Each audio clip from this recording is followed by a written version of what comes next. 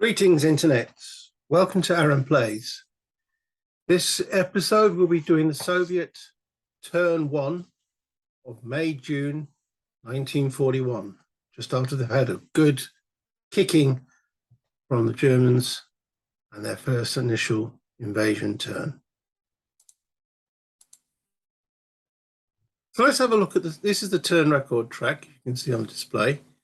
You can see these numbers here refer to what to look for on the reinforcement tracks. I'll bring up one of those now. So this is the the Russian order of battle. So in July 41, you can see they get quite a significant amount of reinforcements in that bit. But this is still May, June. So they're not getting any. You notice it's got the number 2 there because it's game turn 2. 3, they get considerable more forces, and so on. They're not getting any reinforcements on this first turn. However, they do get replacements, and the replacements are used to build units that have been moved to the replacement pool. I'll bring up now. These are the units that the Soviets can rebuild. Each strength point requires a replacement point. So this 7-4 requires 7 replacement points. This 3-7 will require 3. The armored units are built with oil points.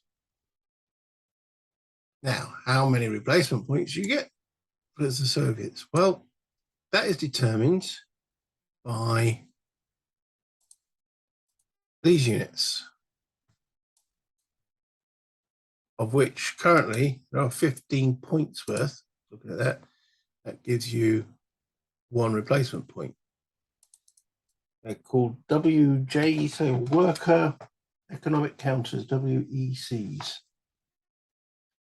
They also supply some defense in that hex. That's the number in black on the counter, Kiev there. So at the start of the game, the Soviets have 15 points worth of these. So they get 50 replacement points. And they've also got 4 oil points. Let me just double check that.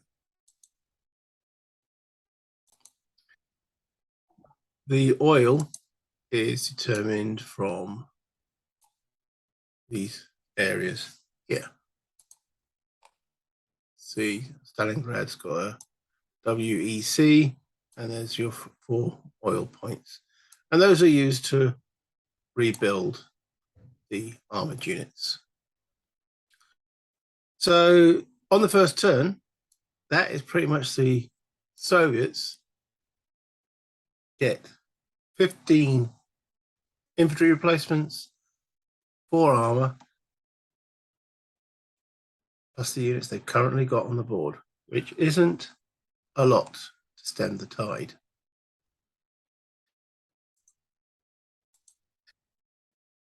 They've also got a reduced rail capacity.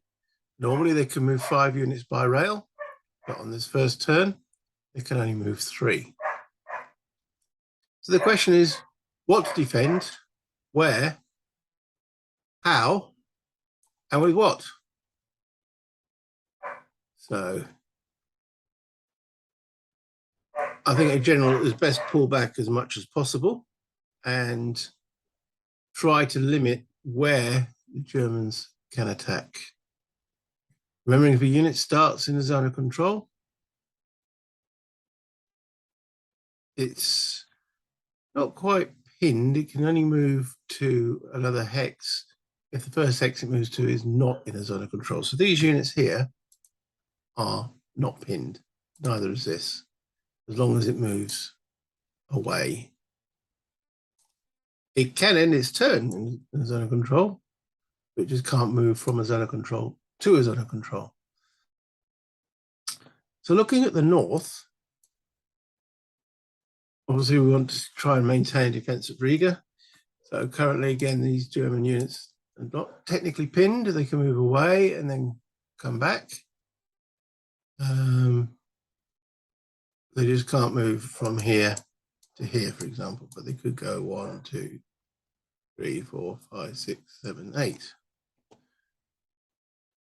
These units here are currently out of supply. However, it doesn't affect their movement and combat, but if they still remain out of supply at the end of the turn, they're going to be eliminated. Is there any hope of, if they move adjacent, they've got to attack? Is there any hope of, if they move? Currently, this unit doesn't have to attack. If these units here move to here, trying to take this armored unit out with this one, this unit will have to take the consequences of the attack. And that would be a 1-to-1. But then if it attacks, it also has to attack that one. So, yeah, not going to really help. I'd rather not attack with that unit. So looking at what we've got, we can move 3 units by rail. Any replacements brought in don't count against that limit. I'm just going to double check that rule as well. The Russian replacements can be brought back onto where any of these WEC units are, or economy counters. Got to remember all the adjectives. It can be brought on by the east edge. It may use rail movement, and if it uses rail movement, it doesn't count against the limit. Okay, so, and those replacement points can be spent at any point during the movement phase. Looking at, we've got 15 replacement points. Where have we actually got? Where's my replacement chart? Okay, so there's the chart. All right, so war economy.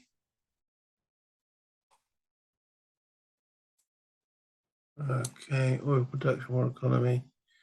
We have got 15. Yes, as you can see, we'll get some starting in the Urals, and we'll also get some Lend-Lease starting in January 42. Not sure why the oil marker is in there. Let's put these in the right place. So we've got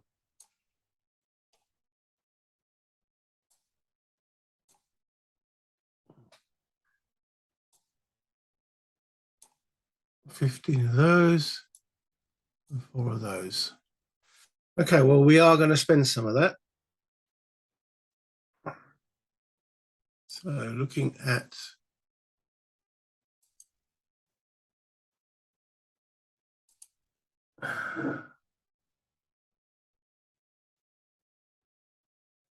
let's get 2 powerful. 7 and 6 is 13. Or what if we actually bring 2 6s and a 3 7 and a 4 armor? There we go. That will buy everything we've got. Let's put those near Moscow for the time being, but that's not where they're going to be brought in. Okay, so that will take the Soviets down to 0, 0, and 0. 4 new units. Okay. So we want to hold on to Riga as best as possible. And when it comes to rail movement, we cannot rail move adjacent to or into a zone of control.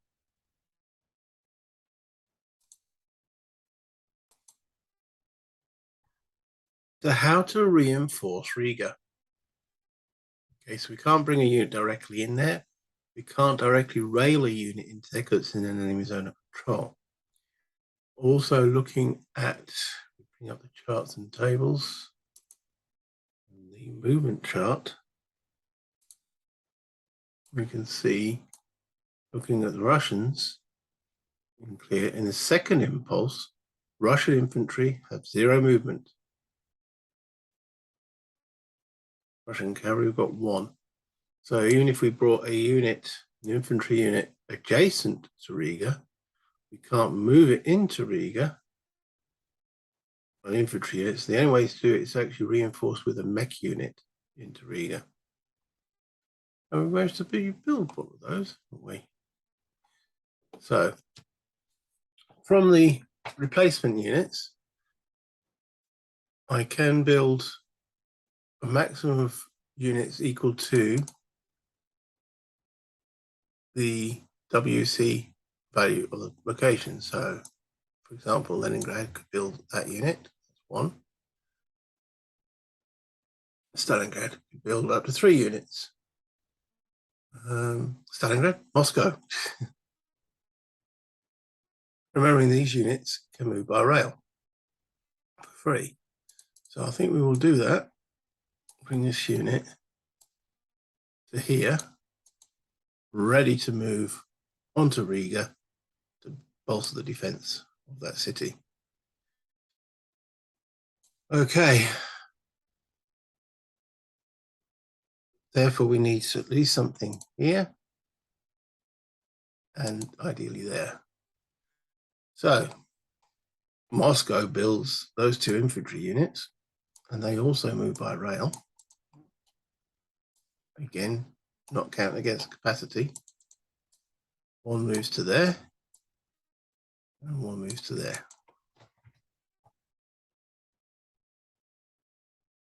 Okay. Trying to establish some sort of front line there.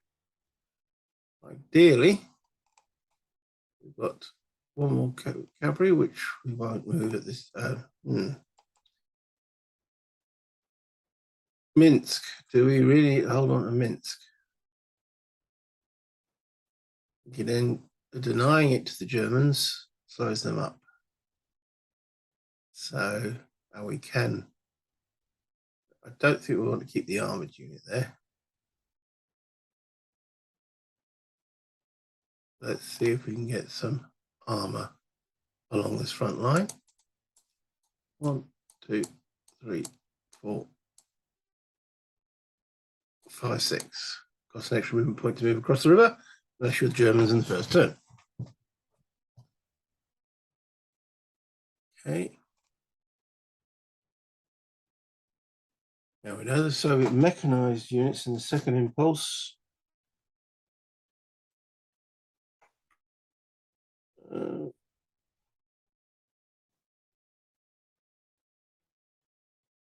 Move 3 movement points.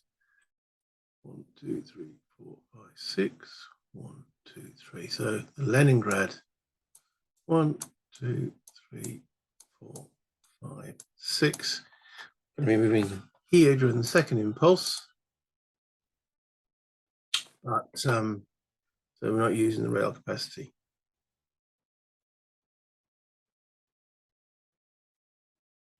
So the question is, obviously this is going to create a gap here, is what can we use with the Soviets to reinforce that gap? Looking at over here, I don't think there's any need to move these. These 2 can keep those guys at bay at present. Any other Soviet units around there? No. So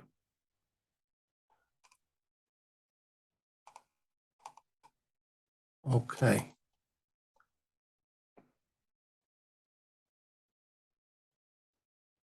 Well, I want to limit. I mean, this is a forest text, so the effect of forest is cost infantry more movement. All other units 2 -1 direct units do not retreat out of hex due to combat results. So it's got a unit here that puts a zone of control there and there again, stopping or slowing the Germans down. I think we actually want to move him into there to create that zone of control there and there. And you know what? I think we will use one of our rail capacity now to bring this unit by rail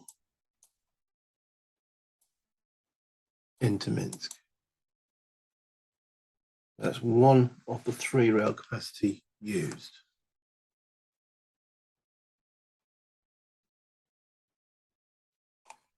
And this cavalry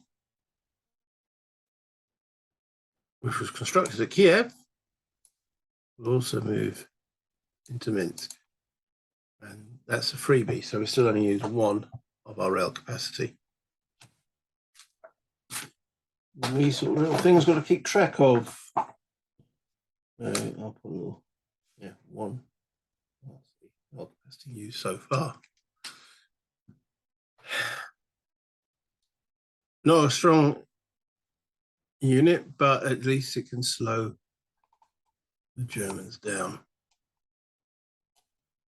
Okay, so let's have a little look at the southern front here. This unit can fall back into Odessa.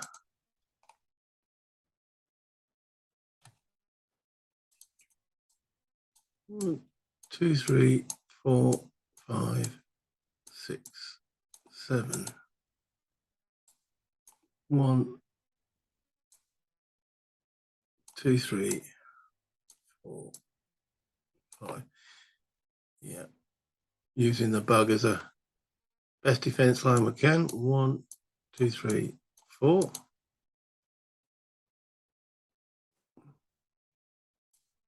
1, 2, 3, 4, 5, 6. And the stacking limit is 3 if they're corps, 2 if they're armies or corps. That's a stacking limit in Odessa there. Okay.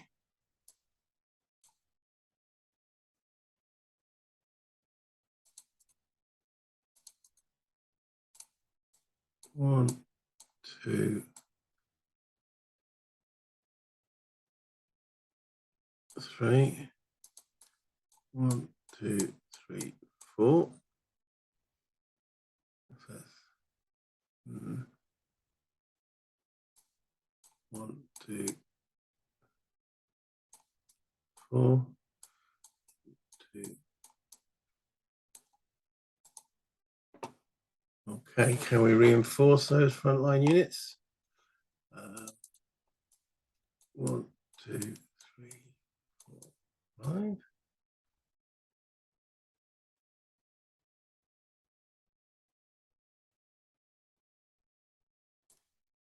1, 2. I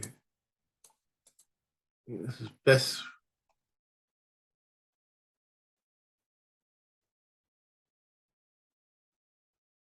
You know what? Those two are going to go there. Okay. So, looking at anything right at the back here, unit-wise, make sure I'm not missing anything plainly obvious, like a garrison somewhere. Okay. Well, we've used 1 unit by rail so far.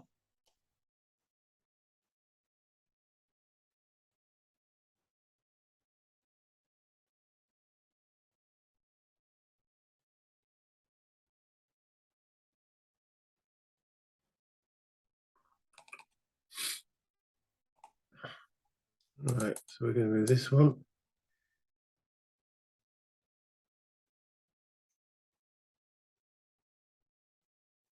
Into Kiev. Don't really do anything additional bonus-wise there. Not really. Let's put that back. We've still got 2 rail capacity to use. Using the Pripet marshes as line of defense. Okay.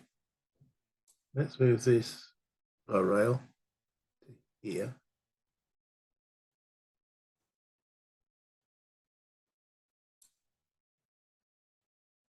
That's 2 rail capacity used. 1 remaining.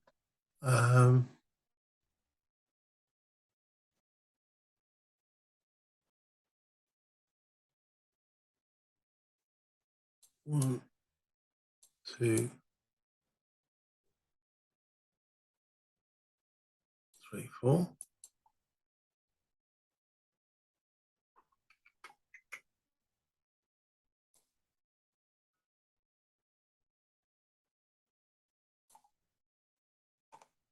There's nothing stopping the Germans moving straight along that line there. Okay. So let's move this guy by rail all the way to there. Maybe there. Oh no, that'll do. That's the 3 rail capacity used.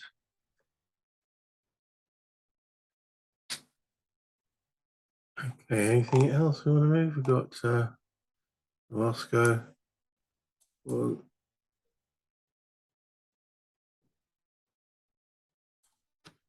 now, this is a rail line.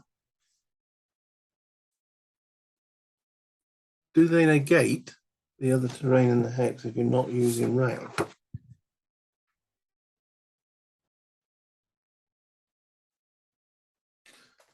Unless using rail movement, you always use the other terrain in the hex. So 2, 3, 4, 5, 6.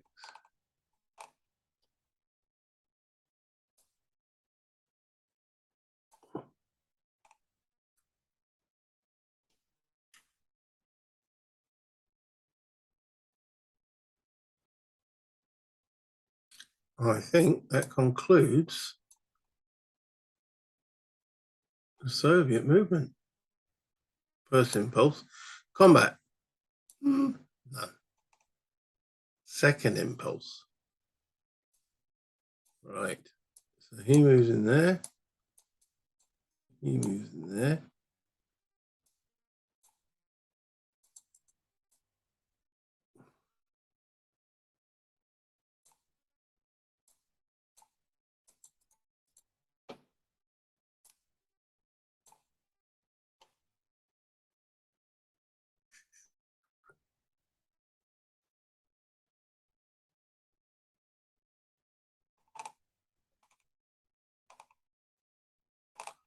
I think that's about it. Yes, notice the Soviets have got no air power. They starts arriving in about 43. The Germans' air power will decrease as they go further in the game.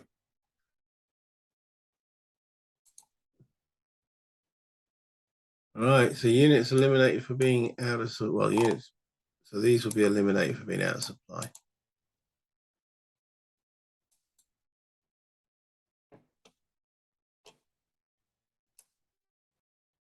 And that, ladies and gentlemen, is it.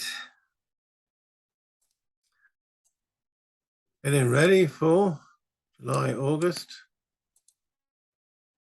Game turn 2.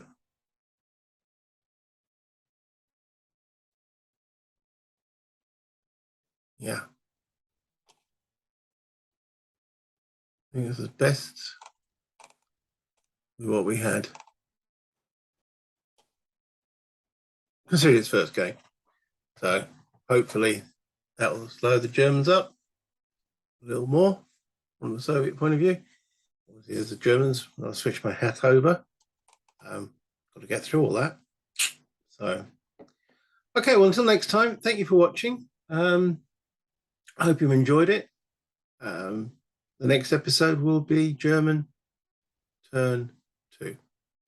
Bye for now.